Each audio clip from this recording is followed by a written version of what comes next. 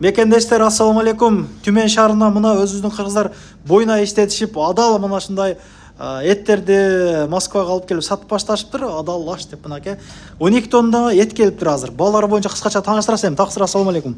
Алейкум ассалам. Балалар могу ар бир пакетке кабыргасынан салынат, улун аркадан, төшетинен салынат, боюндан, ушу пулпеттеринен. Балалары 500дөн, бардыгыныкы бирдей. Буканыкы болсо 550дөн. Сөөгүнү кошуп салып бербейсиңерби? Мен реклама кылгандан кийин. Жок, андай болбосун да, мына. Еттер, мына ушундай еттер. Колдон келишинче жакшыраак салганга аракет кылып. Ооба. Мына Товар жакшы келип. ушулагыларыбыз кызматта. Еттер мына ушундай экен.